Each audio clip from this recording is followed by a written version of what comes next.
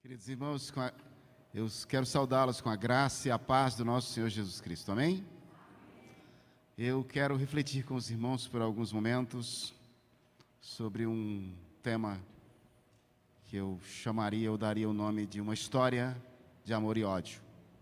Eu bem podia estar falando de muitas coisas que estão nos jornais todos os dias, porque a gente percebe pessoas com crimes passionais ou pessoas matando em nome do amor.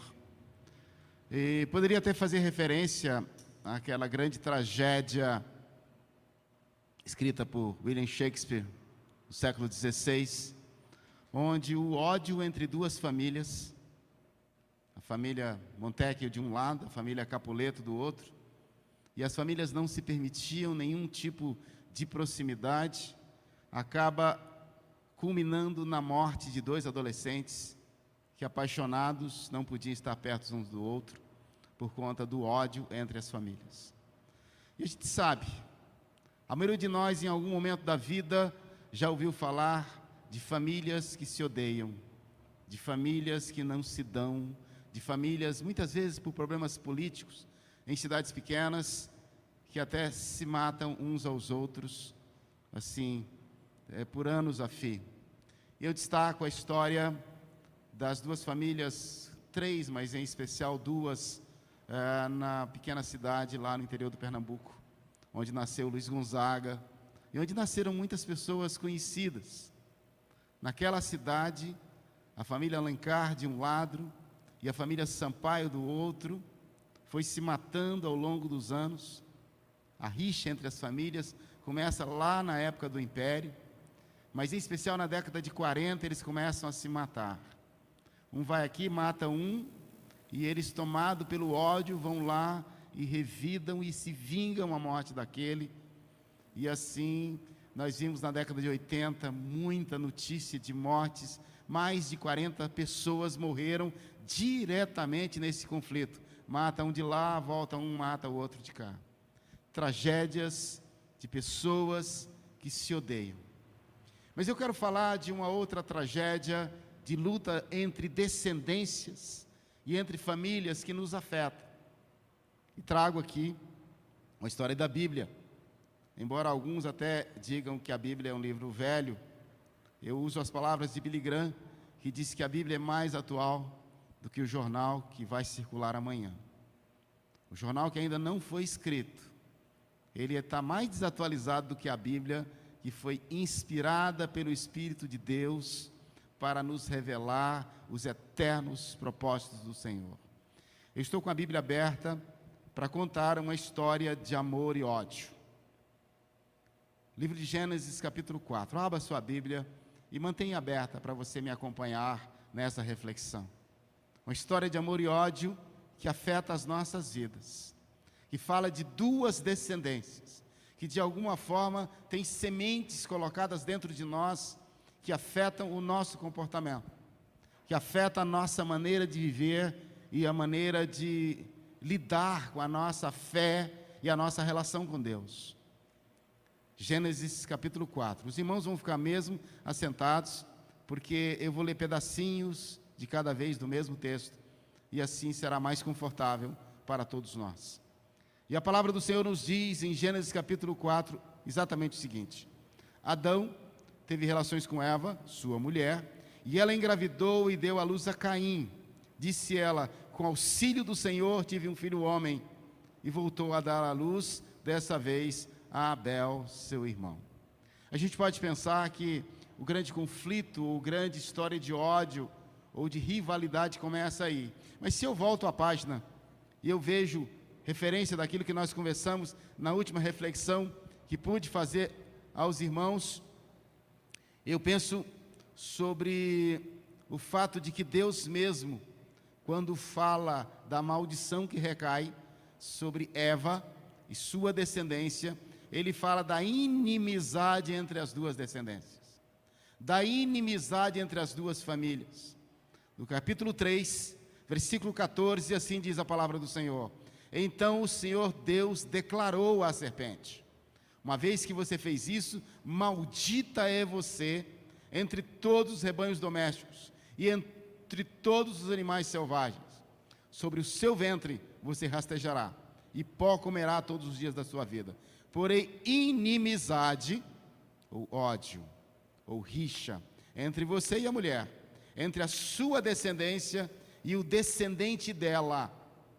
Este ferirá a sua cabeça, e você lhe ferirá o calcanhar. A referência que faço é que pelo fato de que pelo pecado de um só homem, Adão, e sua esposa Eva, entra o pecado no mundo, e consequentemente depois do pecado entra a morte. Assim nós temos uma herança maldita, porque temos em nós um pecado original. Nós temos em nós um selo ou uma marca do pecado que pode ser anulado na nossa vida, mas que só seremos livres completamente quando estivermos na glória. Porque essa marca do pecado original, ou essa velha natureza, nos empurra para o pecado. Não é à toa que o apóstolo Paulo diz que aquilo que ele deseja fazer, ele não faz, e aquilo que ele não deseja, muitas vezes, ele é forçado ou impelido a fazer. É uma luta da carne e o espírito. Nós temos dentro de nós, e nem a conversão muda isso em nós. Nós somos declarados justos, embora ainda sejamos pecadores. Porque há um pecado original dentro de nós, embora sobre nós esteja o Espírito Santo do Senhor. Mas Deus dá a Eva uma promessa: você terá um descendente, vai nascer um descendente seu, que vai destruir o mal, que vai esmagar a cabeça da serpente. E então ela fica com essa promessa, e nasce ali a ideia do Messias, aquela ideia do Filho de Deus prometido, do Messias prometido. Ela não é inventada depois, às vésperas da chegada do Senhor Jesus, foi lá no Éden. O próprio Deus abriu a sua boca e diz: haverá um descendente de mulher que vai esmagar a cabeça da serpente. Eva fica esperando, angustiada, com ódio por ter sido enganada pelo inimigo, pela serpente, o dragão, Satanás, o inimigo das nossas almas. E quando ela tem o seu primeiro filho, um homem, Caim, ela olhou para aquela criança e falou assim: ah, que alegria eu tenho no meu coração, porque Deus me deu um descendente, e esse meu descendente é o Messias, esse meu descendente é o Cristo, esse meu descendente é aquele que vai me vingar, vai nos vingar e vai nos livrar do maligno. Mas infelizmente, meus irmãos, aquele menino que nasce, ele já nasce na iniquidade, ele já nasce contaminado, como todos nós nascemos, como diz o salmista Davi. E aquele menino cresce e se tornou, como diz a palavra de Deus logo a seguir, lavrador. E nasce também um irmão, que se fala muito pouco sobre ele, chamado Abel, que se tornou pastor de ovelhas. E a palavra de Deus vai nos falando ainda sobre esse tema, dizendo que Abel tornou-se pastor de ovelhas e Caim agricultor. Passado algum tempo, Caim trouxe do fruto da terra uma oferta ao Senhor. E Abel, por sua vez, trouxe as partes gordas das primícias das crias do seu rebanho. O Senhor aceitou com agrado Abel e sua oferta, mas não aceitou Caim e sua oferta. É interessante nós pensarmos até sobre essa teologia da prosperidade ou da troca. Deus não olha para aquilo que a gente coloca no altar simplesmente. Ele olha para o coração do homem. Ele olha para a intenção. Ele olha para aquilo que está na nossa vida e Ele diz: eu te aceito. A sua oferta, o seu dízimo, a sua contribuição é uma extensão do seu coração. E eu fico imaginando como foi esse aceitar. Eu não sei, não há detalhes, mas eu penso que numa interpretação desse contexto, que eles faziam ali um amontoado de pedras e colocou ali, Caim colocou uma oferta ao Senhor. Ele cumpriu um ato religioso. Ele sabia que tinha que adorar a Deus. Então ele escolheu alguns frutos da sua colheita e colocou sobre aquele amontoado de pedras ou num lugar específico. Mas o coração dele não estava lá. Abel escolheu o melhor. E Deus já usou isso para que fosse um animal, para que houvesse derramamento de sangue. Mas o que importa é que ele colocou o coração. Ele se colocou naquela oferta. E eu imagino que Deus mandou fogo sobre a oferta de Abel. E Caim ficou olhando e esperando: Senhor, o Senhor não vai tomar a minha oferta? O Senhor não vai receber aquilo que eu te dei? E Deus não se atentou para a oferta de Caim. Infelizmente, Caim ficou transtornado e enfurecido. É a primeira vez que aparece a descrição desse tipo de sentimento aqui no registro da palavra de Deus. Por isso Caim se enfureceu, versículo 5, e o seu rosto se transtornou. Sentimento de inveja. Quantas vezes vemos dentro das famílias as pessoas ficarem iradas ou enfurecidas porque acham que o pai ou a mãe amam mais aquele do que aquele outro. Ele achou ou imaginou que Deus, amando mais a Abel, o estava desprezando. E esta ideia do amor gerou nele ódio. E Deus dá uma chance a ele. Deus chama Caim para uma conversa. Como Deus faz conosco muitas vezes, através da ação do Espírito de Deus, que sobre nós muitas vezes nos aponta o caminho contrário àquela tendência para o pecado. Às vezes as vozes do mundo sopram sobre nós, mas o Espírito de Deus diz: não vá por aí, não fique nesse lugar, não entre nesse site, não use essas palavras, não faça tal coisa. Mas Caim não deu ouvidos à voz de Deus. O próprio Deus falou com ele. O Senhor disse a Caim: por que você está furioso, Caim? Por que se transtornou o seu rosto? Se você fizer o bem, você não será aceito? Mas se não fizer, saiba que o pecado está te ameaçando à porta. Ele deseja conquistá-lo, mas você deve dominá-lo. Nós costumamos colocar a responsabilidade nos outros. Às vezes nós nos lamentamos: por que não demonstram amor para comigo? Por que não me dão mais atenção? Por que o pastor, ou a igreja, ou a liderança, ou o chefe, ou o professor, ou o pai, ou a mãe não faz isso ou aquilo? E às vezes a carência nos leva a fazer coisas erradas para chamar a atenção. Mas Deus diz para Caim: Caim, você vai ser aceito pelas suas atitudes, como resultado daquilo que está no seu coração. E diz assim, é como se, assim, ó, o inimigo está ali, ele está vindo, é o maligno que está chegando, e ele quer te devorar. Mas não sou eu, Deus, não sou eu que vou enviar anjos, não será seu pai, não será sua mãe que vai te proteger. A tarefa de dominar o seu mau desejo, o seu mau sentimento é sua. Você não é a vítima. A ti cumpre dominá-lo. Mas Caim não dá ouvidos à voz de Deus. Se tem um homem que não deu ouvidos à voz do próprio Deus, não é de se admirar que haja muitos homens, meninos, adolescentes e pessoas que não dão ouvidos à voz do pai, não dão ouvidos à voz da mãe, não dão ouvidos à voz do pastor e nem dos conselheiros. Porque é uma repetição desse padrão. E Caim chama seu irmão Abel: vamos para o campo. E quando estava lá, Caim atacou o seu irmão e o matou. É o primeiro registro de que havia ali um homicídio ou tirar a vida. Muitas vezes podemos não chegar a matar, de dar um tiro, de enfiar uma faca, de fazer qualquer coisa contra alguém da nossa família, mas matamos com a palavra, matamos com o desprezo, matamos com atitudes e repetimos esse padrão pecaminoso.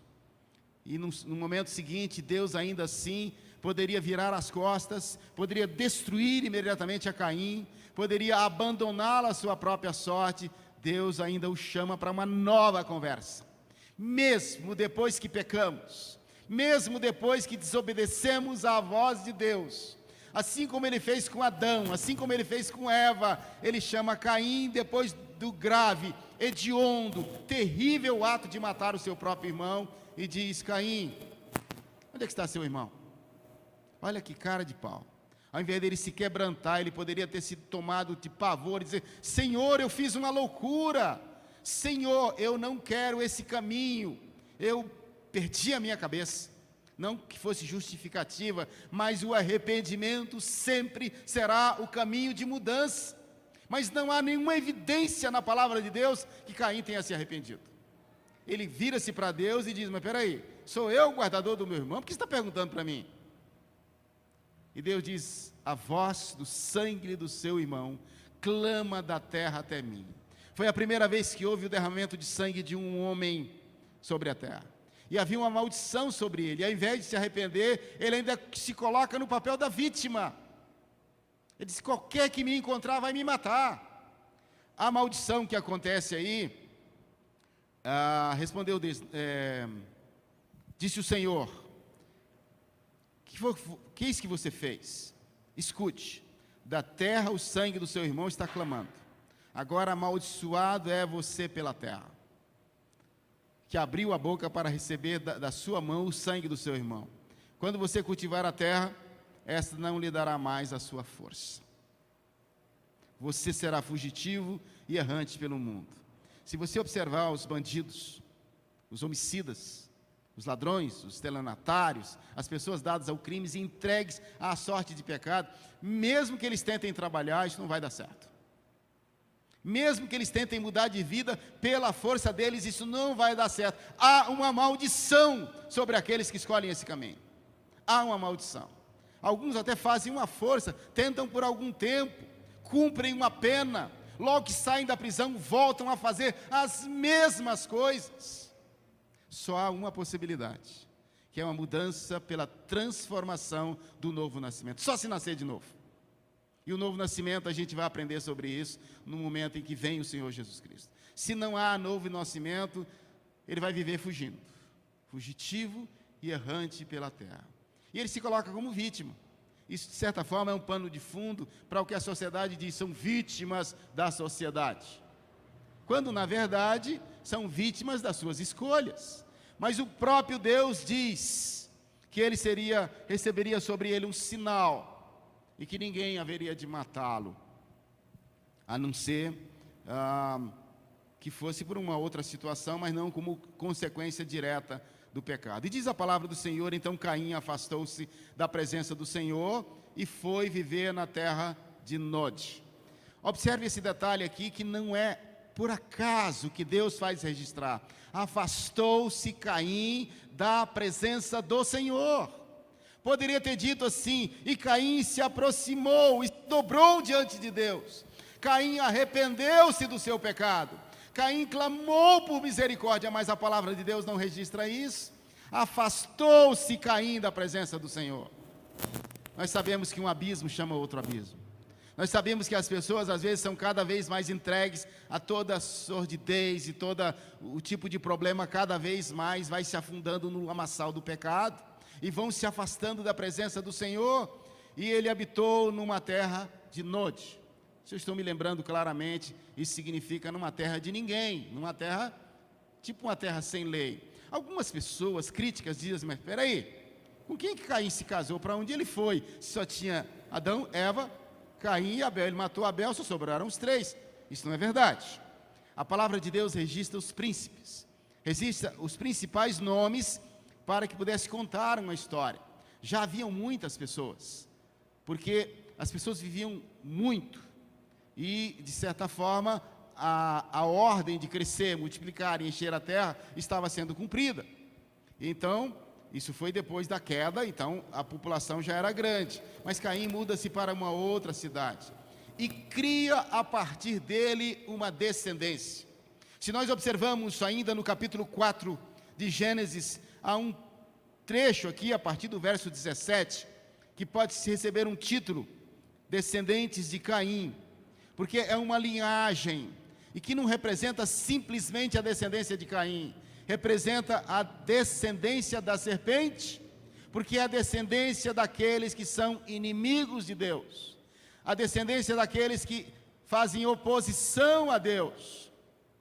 E se nós observamos como é que Moisés, inspirado por Deus, escreve esse texto, ele diz que Caim teve filhos, e assim Caim teve relações com sua mulher, engravidou e deu à luz Enoque, e fundou uma cidade, deu o nome do seu filho, e depois fala do nascimento de Lameque. Nós percebemos aí um processo de degradação moral. Lameque foi o primeiro homem em que há registro na história da humanidade que toma duas mulheres para si. Começa aí a bigamia, depois a poligamia, e começa toda uma sorte de problemas como reflexo, como herança maldita do pecado e da escolha errada de Caim, não só de não ouvir a voz de Deus, mas de insistir no seu pecado. Deus fala com ele 2 vezes, dá oportunidades, mas ele segue afastando-se de Deus. E assim também se afastam seus descendentes. E diz mais, Lameque um dia bate no seu peito e começa a contar vantagens. A partir do verso 23, diz assim: disse Lameque às suas mulheres, Ada e Zilá: ouçam-me, mulheres de Lameque, escutem minhas palavras. Eu matei um homem porque me feriu, e um menino porque me machucou. Se Caim é vingado por 7 vezes, Lameque será 70 vezes 7. Quantas pessoas você conhece que, além de serem pecadores, se orgulham do seu pecado, batem no peito, falam para os amigos, na roda de amigos, nas redes sociais, minimamente, aquele que diz assim: vou tomar todas, vou fazer isso, vou aquilo, fiz um negócio, arrumei um emprego que eu não tenho que trabalhar e ganho muito, vendi um carro e não contei o problema.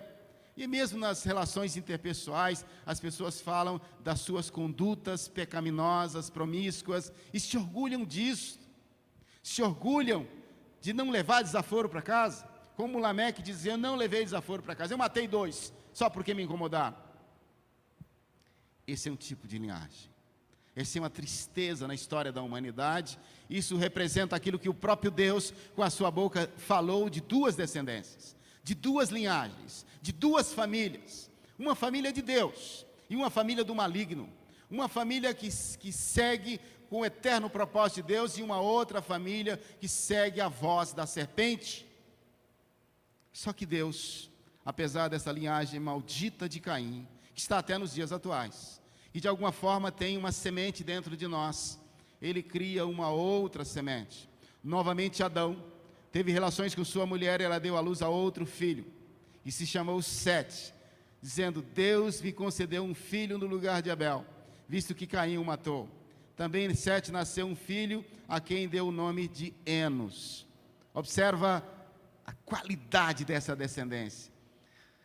Dos filhos de Caim, nós vamos destacar aí Lameque, e vamos destacar toda uma linhagem maldosa, corrupta, pecaminosa. Mas dessa outra linhagem que Deus havia prometido, nasce Sete. E de Sete nasce um homem chamado Enos. E na época de Enos, diz o versículo 26, nessa época começou a se invocar o nome do Senhor. Não havia até ali o costume de invocar o nome do Senhor. Havia uma convivência próxima, mas da descendência de Sete vem aquele que começa a reconhecer que precisamos olhar para o céu e invocar o nome do Senhor. Precisamos falar com Deus, buscar a face de Deus. Enquanto a palavra do Senhor registra que afastou-se Caim da presença do Senhor, há esse outro registro de que do descendente de Sete nasce um homem chamado Enos, e neste tempo começa a se invocar o nome do Senhor. E é interessante que vai se estabelecendo a partir do capítulo 5 a descendência de Adão. Cuidadosamente o Espírito Santo de Deus faz registrar uma linhagem aí que vai chegar lá em Davi, e de Davi vai nascer o Cristo. Porque Deus já preparava o descendente da mulher, o que nasceu da semente da mulher, num ato milagroso, virginal, que nasce o Cristo. Mas antes disso, Deus já dá uma amostra fantástica de tudo isso. Nasce um homem chamado Enoque. Houve um Enoque descendente de Caim, mas esse é outro Enoque. Na linhagem aqui, dos descendentes de Adão, dos descendentes de Sete, nasceu um homem chamado Enoque. E viveu aos 65 anos. Enoque gerou Matusalém, depois gerou... Matusalém foi o homem que mais viveu na face da terra, 975 anos. Mas, versículo 24 tem um destaque fantástico. Diz a palavra do Senhor: Enoque andou com Deus. Percebe que no tempo de Enos, buscava-se a face do Senhor. Começou a invocar o nome do Senhor. Chegou ao ponto de um descendente, dessa descendência bendita, houve um homem que andou com Deus de maneira tão impactante, que Deus olhou para ele e disse: eu não vou te deixar aí, você não vai morrer. Embora haja uma condenação, por causa do pecado de Adão, que eu disse que, como consequência desse pecado, todos vão morrer, você não vai passar nem pela morte física. Deus tomou Enoque e ele não mais foi visto. Esse é um dos homens que pisaram nesta terra que não morreu. Deus o levou. Enoque andou com Deus e já não mais o encontrado, pois Deus o havia arrebatado. A história continua e a humanidade começa a piorar a sua qualidade, porque há um processo natural de depravação total, de corrupção do gênero humano. O capítulo 6 vai nos falando, quando os homens começaram a multiplicar-se na terra, e lhes nasceram filhas, os filhos de Deus viram que as filhas dos homens eram bonitas, e escolheram para si aquelas que lhes agradaram. Então disse o Senhor, por causa da perversidade do homem, o meu espírito não contenderá com ele para sempre, ele só viverá 120 anos. Meus irmãos, que coisa triste. Os homens viviam 900 anos, 800 anos, e Deus ficou tão entristecido com essa história que é registrada aqui, que ele reduz o tempo para que o homem, tendo menos tempo, fizesse menos besteira. Há algumas teorias malucas aqui, porque aqui vai se referir aos nefilins, e alguns vão dizer que são gigantes, imaginando que seriam semelhantes a Golias, que alguns imaginam e até falam por aí, se você pesquisar na internet, vai aparecer que como se os anjos tivessem tido relações com as mulheres e tivessem nascido gigantes. Bobagem. O próprio Senhor Jesus disse que os anjos nem se casam e nem se dão em casamento. Os anjos não se reproduzem. Não há essa possibilidade pela natureza humana e a natureza angelical que tenha havido isso. Isso é uma heresia. Há uma outra teoria que vai dizer que tinha a ver com poder político, que os nobres se casaram com as mulheres plebeias ou camponesas e tiveram filhos, e eles se tornaram pessoas importantes sem o sangue azul. Bobagem também, porque Deus não haveria de se importar tanto com essa situação. A teoria ou a interpretação que eu creio é que os filhos da descendência de Sete, considerado família de Deus, olham para os filhos da descendência pecaminosa de Caim e se interessam por essas mulheres. E Deus se importa, porque essa contaminação, não somente física, mas uma contaminação espiritual das duas linhagens, de alguma forma atrapalharia o plano de Deus, para que no tempo certo, na plenitude dos tempos, nascesse o Cristo. E Deus diz, não vou mais ficar lutando com os homens dessa forma, vou reduzir a vida deles, e nasceram gigantes. Essa expressão, ela pode ser interpretada como homens importantes. Quantas vezes a gente não diz assim, esse é um gigante do basquete, esse é um gigante da política. Eram pessoas inteligentes e que assumiram poder. Homens maus, poderosos, fazem grandes estragos. Quanto mais poderoso e mais incrédulo, mais estrago faz.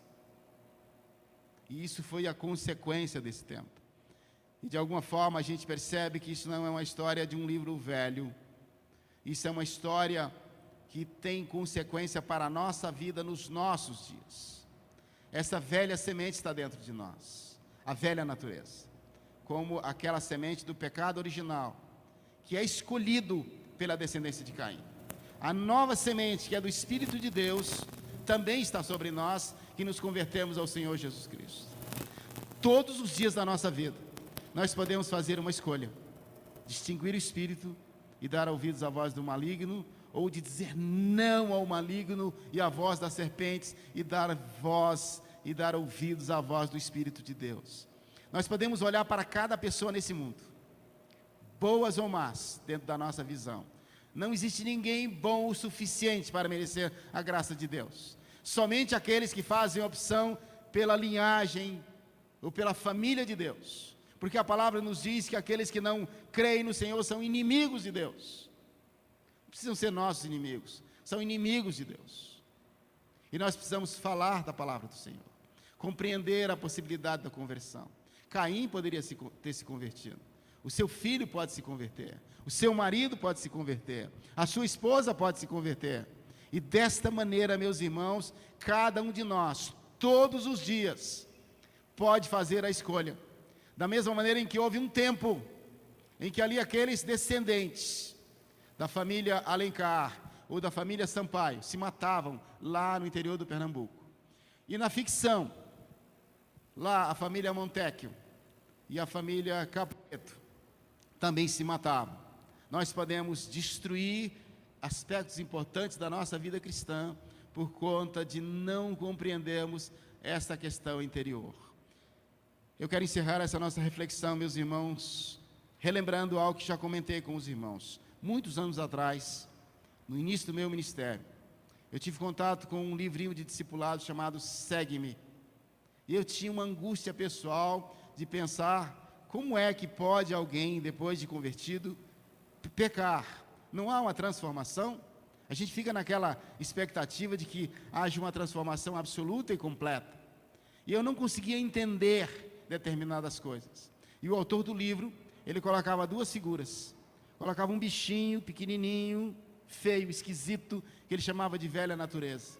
E ele diz que esse bichinho chamado velha natureza, ele está dentro de nós.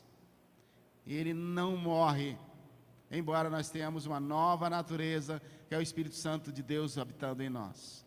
E que somente na glória nós ficaremos livres dessa velha natureza. Vamos militar contra a carne e em favor do Espírito, enquanto aqui vivermos. Nós, quando nos convertemos, nós estamos livres das consequências do pecado. O pecado está anulado, nós fomos declarados justos. Haverá um momento em que nós nos tornaremos livres da presença do pecado, porque nós seremos levados para a presença eterna do Senhor. O chamamento desta palavra é sobre a sua escolha, sobre a minha escolha, a quem nós desejamos dar ouvidos. Da mesma maneira que Deus chamou Caim para uma conversa, Ele te chama para uma conversa. E diz assim: se procederes bem, não é certo que serás aceito? Mas o pecado está à porta. O teu desejo será contra você. As suas inclinações da carne podem te causar problema. O inimigo está vindo, mas cumpre a você dominar isto para que você seja aceito. Abaixe a sua cabeça e fale com Deus agora. Os irmãos, me parece que tem uma música. Então vamos louvar ao Senhor enquanto nós refletimos no que nos diz a palavra do Senhor.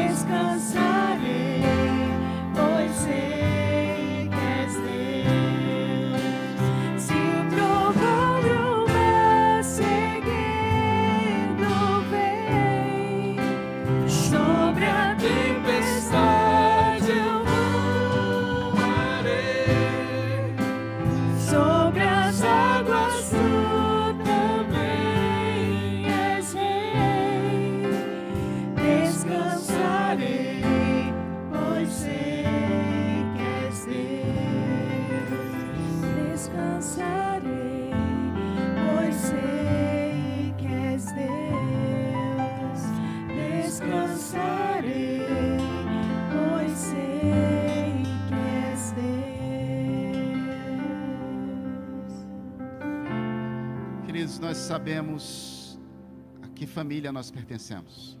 Pertencemos à família de Deus. Mas não podemos perder de vista que se estivermos desatentos, se não estivermos olhando para esse livro como um livro verdadeiro, infalível, atual, nós podemos dar ouvidos à voz do maligno. Escolha dar ouvidos à voz do Senhor. Escolha caminhar como família, como descendência de Sete, descendência de Adão, descendência de Deus, e nunca como descendência de Caim, descendência da serpente e do maligno. Vamos falar com Deus. Abaixe a sua cabeça e pedir que Deus nos abençoe no restante desse dia, dia do Senhor, onde teremos a oportunidade de ouvir outra vez da palavra do Senhor à noite, e podemos ter a oportunidade ao longo do dia de meditar na palavra e de separar tempo para honrar e bendizer o nome de Deus. Deus bondoso, nós te agradecemos pela tua palavra. Somos gratos porque o teu Santo Espírito nos ilumina para compreender os teus eternos propósitos. Guarda-nos do mal, ó Deus. Livra-nos do maligno, Senhor. Fala conosco, como o Senhor falou com Caim, nos mostrando o caminho, ó Deus. Mas que o teu Santo Espírito nos dê forças para dar uma resposta diferente.